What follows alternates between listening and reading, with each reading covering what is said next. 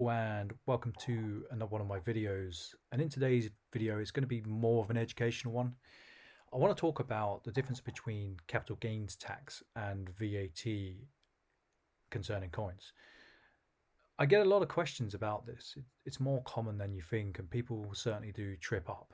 And it's kind of a multifaceted reason why people get tripped up by this. So let's kind of break it down, the terminology. So capital gains tax free. What that means is when you sell, if you make a profit, you will have to pay tax on it over a certain threshold. I will make another video about this because the implications for the new taxes coming out over the next few years has changed my viewpoint on it. But for now, let's kind of keep it simple in that regard. So if you have capital gains tax free coins, when you sell it and you make a profit, it doesn't go towards that allowance. You can have ad infinitum in terms of, say you make £1 million on silver Brits, you're not going to pay tax on it.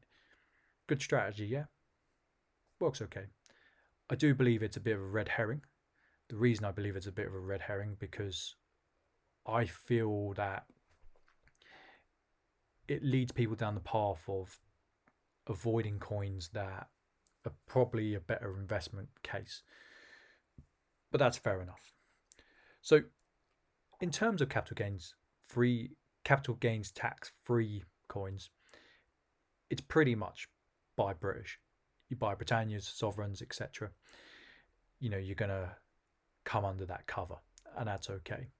If you buy outside of the UK in terms of the coinage, 20 francs, whatever currency coins, silver eagles, you name it, you're going to have to pay tax on it over a certain threshold, which will be minimized over the next few years. I think the government has done us dirty on that, but hey, the government is broke, so it's got to come from somewhere. Just more stealth taxes. In terms of VAT, this is one that certainly trips people up. I've had people pretty much accuse me in the past saying you don't pay VAT, like you're pretty much lying. This isn't true. You need to understand that VAT is not on all coins. It really isn't. So if you buy gold coins, the majority of them are going to come under investment gold. I think it's VAT notice. I think it's 701 or 702-1. It's something like that. It might be 701-2. There's going to be a list of coins that you can buy that are VAT free. There's a lot of coins on that list. Some of those coins are even defunct. So, for example, guineas are classed as investment gold. You go a bit further back, such as a gold noble, it's not. It comes under VAT. So it will go under the margin rate. It's kind of a shame, but it won't affect most people. It tends to be very specialist types of gold coins that get affected from VAT. Now I do have an example to show you. I recently bought this from auction. So this is pretty much samurai gold. A lovely gentleman from Japan sent me an email and said, "It's not what you think it is, it's this." And I was like, yeah, cheers mate. Because I had no clue. I saw it was samurai gold and I was like, damn, I want that. It was more of a vanity purchase. In terms of silver and platinum, this is where people kind of get tripped up. So you've kind of got primary source, or you've got the primary source, which is buying from the mint or buying from a dealer who buys from the mint. You're going to be paying 20% VAT.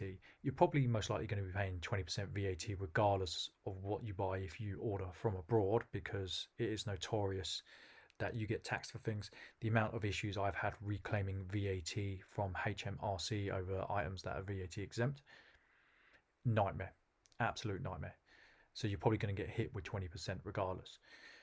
Now, if you buy from the secondary market, you still pay VAT on silver, believe it or not. You just won't see it. It won't be on the receipt. So what will happen, as a dealer, I buy from sources who don't buy from a primary source. And what happens if they're VAT registered, they don't get to reclaim that money if they buy from the public, but they will pay VAT on it and it will come to me and I don't get to reclaim that VAT from them. I just have to pay the marginal rate, which kind of tallies with what you would be paying if you was on the standard 20% rate. There is a lot of confusion around this. Now,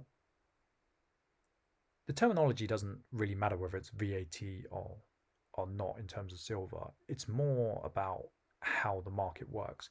Now, I don't want to throw salt on any other channels, but I hear it a lot. If you pay the VAT, you're not getting the VAT back. It doesn't work that way.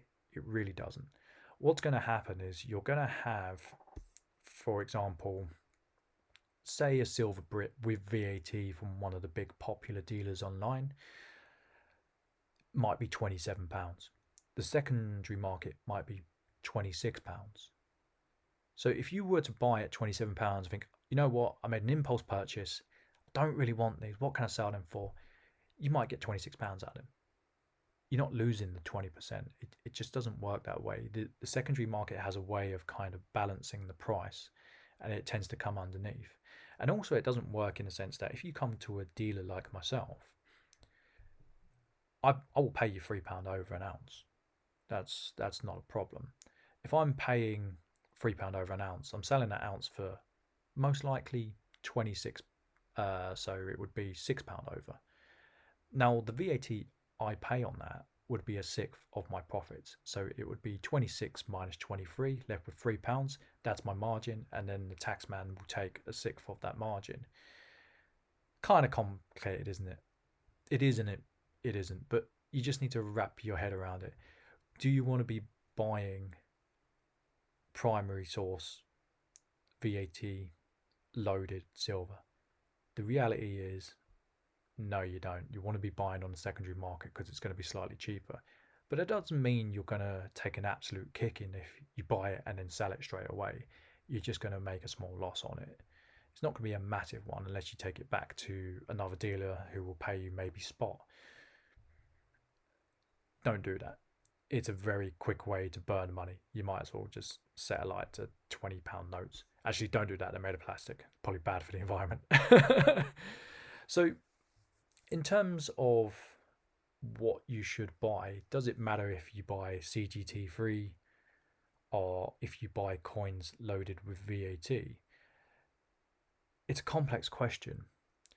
I will address the CGT free issue in another video because I think I've got enough to talk about it for another video. There has been tax changes concerning that.